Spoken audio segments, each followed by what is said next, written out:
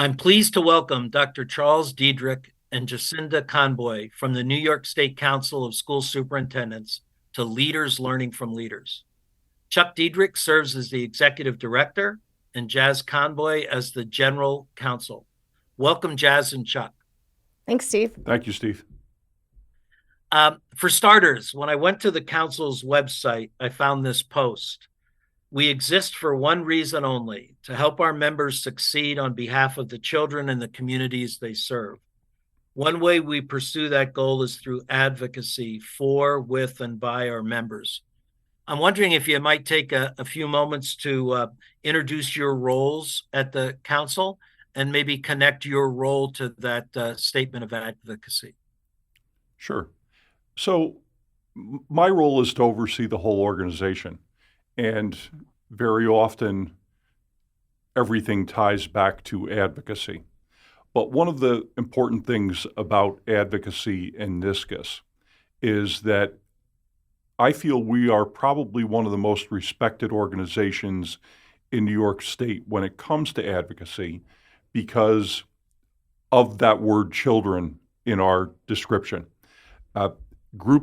Groups who we talk to about what's needed to happen in education in New York know that we are there on behalf of the children. Yes, we serve our members, but our members' main purpose is to serve the children of New York State.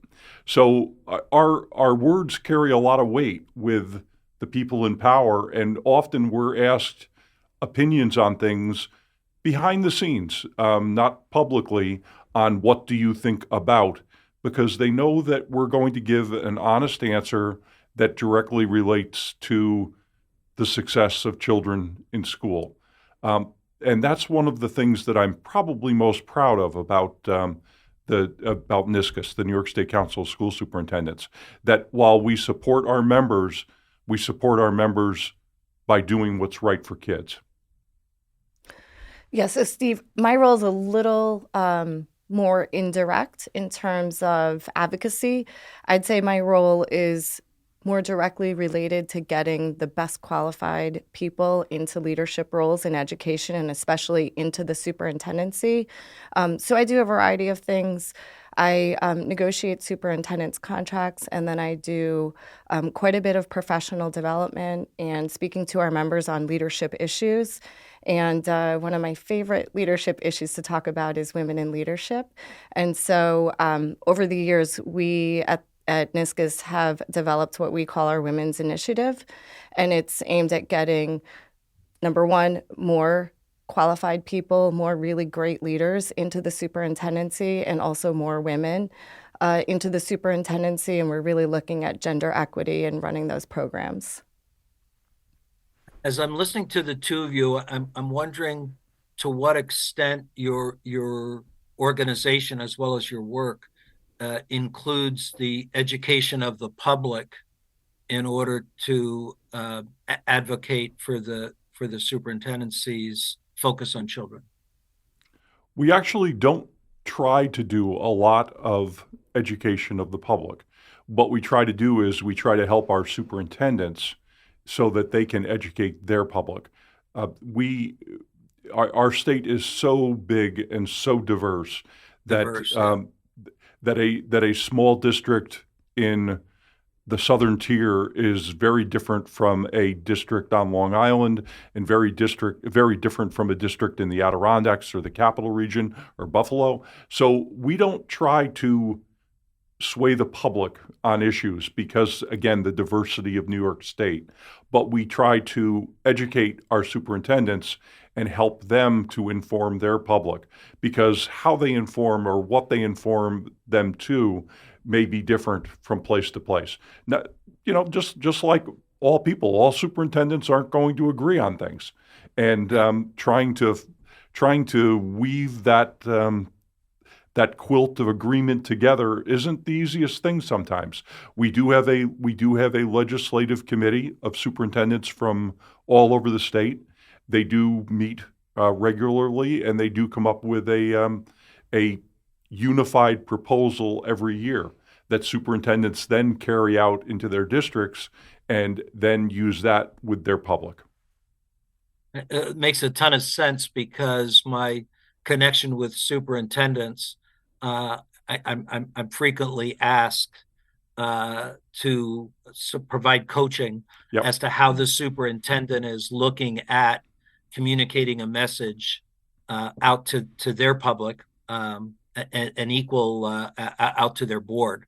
So I can see the what is dramatically different, but the support that the superintendent needs to carry that out would be very valuable.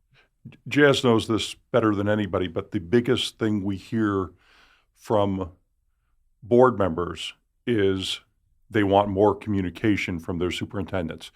And it doesn't matter, and I will say this is said with a grain of salt. It doesn't matter how much communication is taking place. It never seems to be enough. Yeah. And that's one of those things where sometimes it's not the amount of communication, sometimes it's the type or the quality of communication.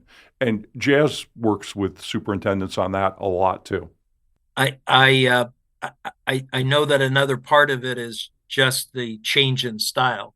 So one superintendent leaves and a new superintendent comes in, and that kind of communication might switch because of the style of the person. So it's a thing to set up front. One example is that our current president, Jason Andrews, Dr. Andrews, he's made a recommendation to our newer superintendents where a lot of superintendents do a memo home on Friday afternoons to their boards of education, telling them what happened during the week. Well, then what happens is over the weekend, board members are calling or texting the superintendent and saying what's going on, and the superintendent may not be available. The communication may not be attached the way it should be. Or sometimes board members won't read something over the weekend.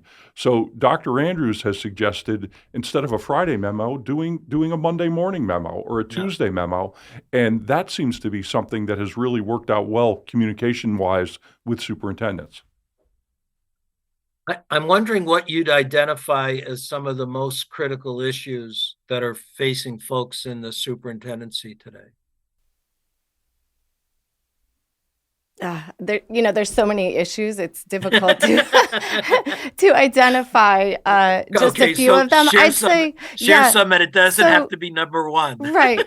From my perspective, I think one of the most critical issues that impacts our members is the challenges of the job, right? And how political the job has become. It's always been political, but right, as our society becomes more political and the political issues become more divided, it's a huge challenge for our members because our members just want to do what's right for kids.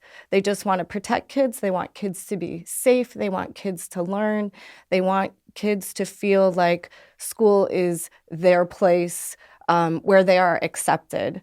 But that becomes very challenging in the society that we have today. So I think I would say probably those political issues. And then when the rest of the leaders in education are seeing how difficult that is for our superintendents, then trying to recruit and get really great people to enter the superintendency becomes even more challenging and even more difficult. So we struggle with our candidate pool of trying to get really great leaders into these positions that want to do this job because of the challenges that they face.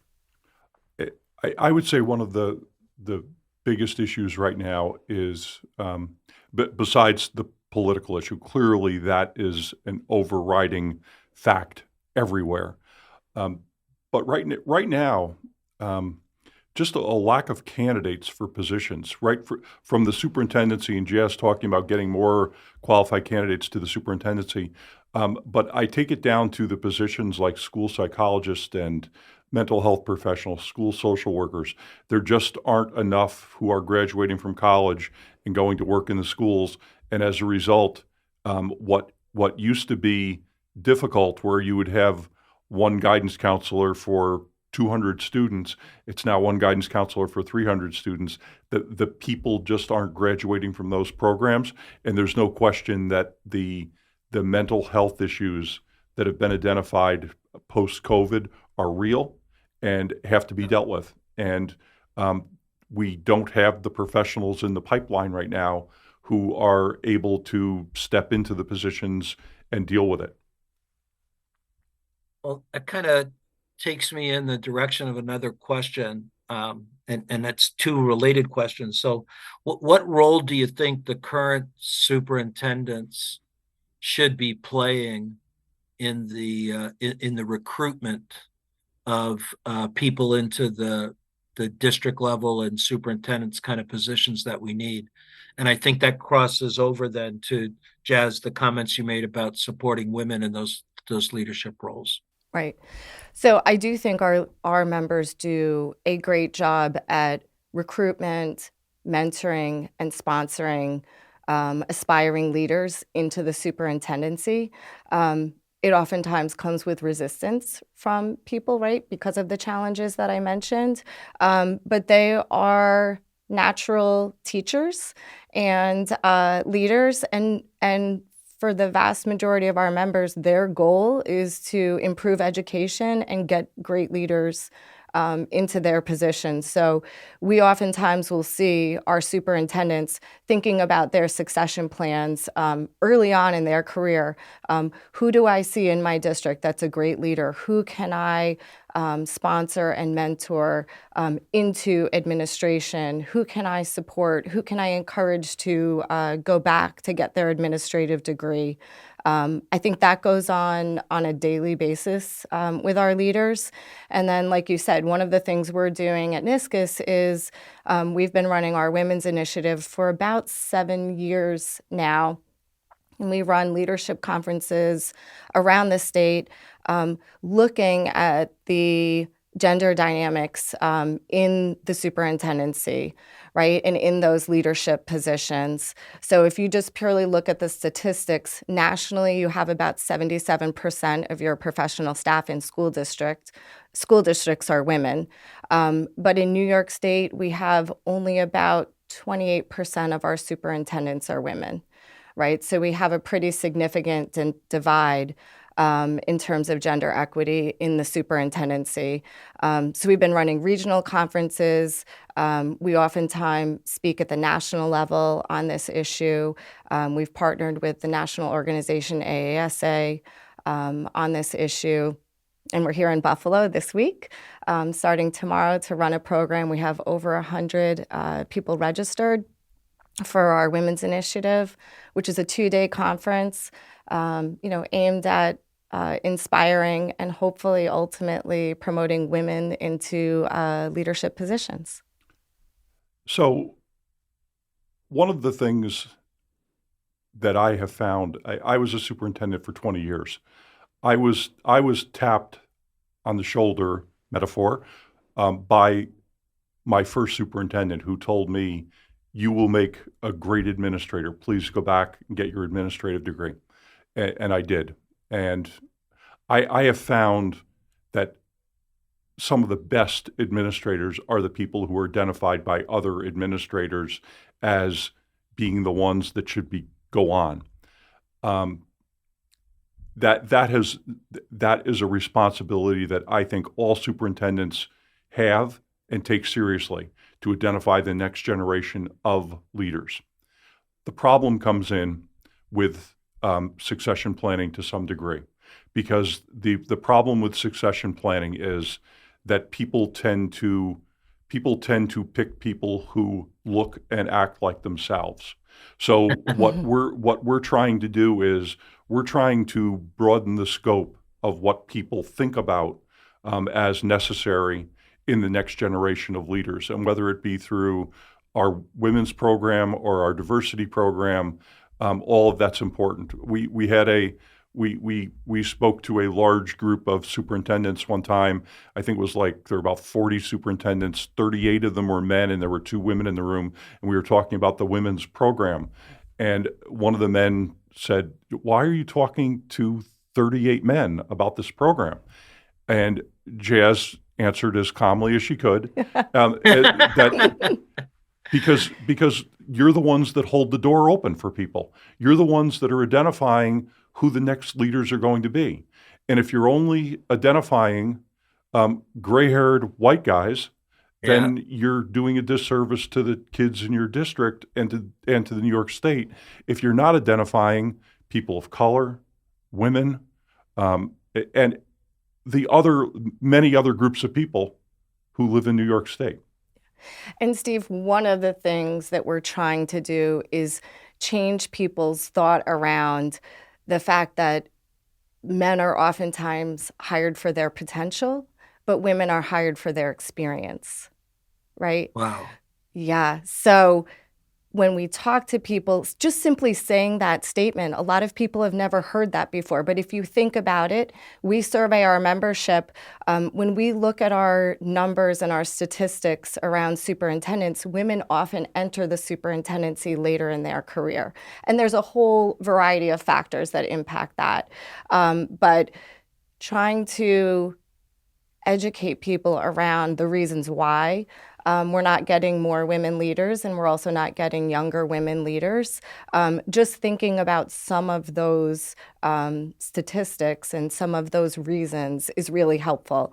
And I always quote the Hewlett-Packard study that says men will apply for a job when they meet 60% of the qualifications. Women will only apply when they meet 100% of the qualifications. So how are you advertising leadership jobs that are available? How are you advertising the administrative jobs that are available? If you have a list of 20 items that are the qualifications for the job, and I meet 19 of them, but not all 20, I'm probably not going to apply. So it's little things, but things that make a big impact in the recruitment of great leaders into the positions. And I used to look at those things, and the first line would say, certified in New York State. I didn't even look at the next 19 things. I'd say, yeah, I'm applying for that. That's just put it out there. 5% was my number. Your comments are so reflective of my past. I'm doing the work I'm doing in education today because as an early teacher, I got tapped by the superintendent of the district, and certainly you've labeled it well before I was prepared to deliver, but I got tapped and encouraged. And so you've really established in my mind why it's so critical for those people in school districts in the leadership positions today to seriously be looking at the need to have a much broader lens when selecting folks to encourage. And I know the statement that you made about the tendency to look for yourself. I know that I made that mistake very early in my career. I knew that I was a successful trainer of other educators, and when I looked out to expand and find people, my initial tendency was to look for people who did it the way I did, and my eyes got really opened when I had the opportunity to watch some people with styles dramatically different from my own be more successful than I was being. That's a very important picture for us to have. In my first superintendency, it was a very small school district, but I was very fortunate to work with some very, very strong women. They weren't in administrative roles, but they were in lead teacher roles and union roles. As a result of that, they became part of my inner circle of leadership in that district. And it really taught me something that I took on to other districts, and I think led to a lot of my success and opened my eyes to the possibilities. Well, as we wrap up, I'm wondering what closing words of advice or encouragement you'd like to share with our listeners. Well, I would say, look for the potential in people that may be different, they may think different. that may have different perspectives than you. And, I think support those leaders that are looking to learn and grow and have the most potential to be great leaders in education. I think there's a connecting part there, bringing those people who are different than you onto your own leadership team has the potential of two payoffs. One is developing those folks, but also expanding the quality of your own leadership team by bringing that diversity onto the team. Yeah, absolutely. We know every day that diverse teams outperform homogeneous teams, Yeah. right? Every day. So that diversity is going to bring growth and more success for everyone. And my suggestion is not to isolate yourself. So often we find the superintendents who are having issues around the state, whether what fill in the blank with what the issue can be, but they have isolated themselves and feel that they need to be spending more time dealing with the issues and less time communicating with their regional colleagues or state colleagues. When there's a problem, it's usually too late to deal with the problem. The time to prepare for that is prior to there being problems, and the best way to do that is not through isolation. It's by coming to a women's initiative program and learning new things and getting a chance to sit down and talk to colleagues from across the state and really having some cross-pollination of ideas. We have found that to be extremely valuable. It's interesting because one of my songs I'm constantly singing is that teaching is a team sport. And I'm hearing you run the same example out there for the superintendency, which is probably a spot that people least see that. I think they tend to see it as an individual Yes, at the the top old making those the old decisions. it's lonely at the top. And Yeah. sometimes it can be, but that's why you have colleagues. That's why that's why we have close to 1,000 members in New York State who are colleagues. They are our colleagues. And it's important for superintendents to have that relationship with each other. Would you take a minute to share the website for the council so that people with questions for you can follow up there? Sure. Our website is www.NYSCOSS, that's NYSCOSS.org. Well, thank you so much. I appreciate you giving the time and sharing your experience. And man, I really applaud the work that you're doing, and the voice of the importance of that role to meet the needs of kids can't be downplayed. So thank you for that work. Yeah, thanks so much, Steve. We really appreciate your time and appreciate you giving us some time here today as well. Thank you, Steve. You bet. Have a great time in Buffalo. Thank you. Always.